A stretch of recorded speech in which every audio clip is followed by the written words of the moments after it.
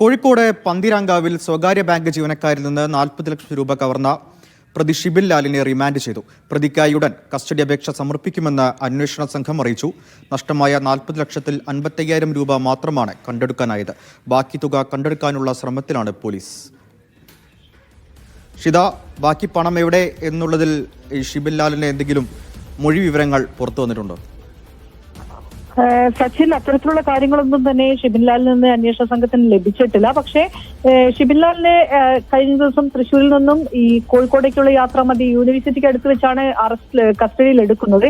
ആ സമയത്ത് തന്നെ ഇയാൾക്ക് പാലക്കാട് ചില സുഹൃത്തുക്കൾ ഉണ്ടെന്നും ചില സാമ്പത്തിക ഇടപാടുകൾ ഉണ്ടെന്നുമുള്ള വിവരം പോലീസിന് ലഭിച്ചിട്ടുണ്ടായിരുന്നു. അതിന്റെ അടിസ്ഥാനത്തിൽ പാലക്കാട് ഷിബിൻലാലിനെയും കൊണ്ട് അന്വേഷണ സംഘം പോവുകയും ചെയ്തിരുന്നു. എന്നാൽ ഈ തുക കണ്ടെത്താനായിട്ടില്ല. 55,000 രൂപ മാത്രമാണ് ഷിബിൻലാലിനെ കസ്റ്റഡിയിൽ എടുക്കുന്ന സമയത്ത് അയാളുടെ കൈവശം ഉണ്ടായിരുന്നത്. മറ്റു തുക എവിടെയാണ് എന്നുള്ളത് ഷിബിൻലാലിൽ നിന്നും തന്നെ ചോദിച്ചറിയേണ്ടതുണ്ട്. അതിനുവേണ്ടിയാണ് ഇതിക്ക് വേണ്ടി ഉടൻ കസ്റ്റഡി അപേക്ഷ അന്വേഷണ സംഘം നൽകുന്നത്. കഴിഞ്ഞ ദിവസമാണ് സ്വകാര്യ ബാങ്കിലെ ജീവനക്കാരെ ആസൂത്രിതമായി കബളിപ്പിച്ചുകൊണ്ട് ഷിബിൻലാലെ 40 ലക്ഷം രൂപ തട്ടിയെടുക്കുകയും പിന്നീട് ഒരു സ്കൂട്ടറിൽ കടന്നു കളയുകയും ചെയ്തു. 2 ദിവസത്തിന് ശേഷം ഷിബിൻലാലിനെ പോലീസ് കസ്റ്റഡിയിൽ എടുത്തെങ്കിൽ പോലും ഈ തുക കണ്ടെത്താനായിട്ടില്ല. അതിന്റെ അന്വേഷണം നടക്കുന്നുണ്ട്. ഒപ്പം തന്നെ ഈ പ്രതിയെ കസ്റ്റഡിയിൽ ലഭിച്ചതിനു ശേഷമുള്ള ചോദ്യം ചെയ്യൽ കൂടുതൽ വിവരങ്ങൾ ലഭിക്കുമെന്നാണ് അന്വേഷണ സംഘം പ്രതീക്ഷിക്കുന്നത്.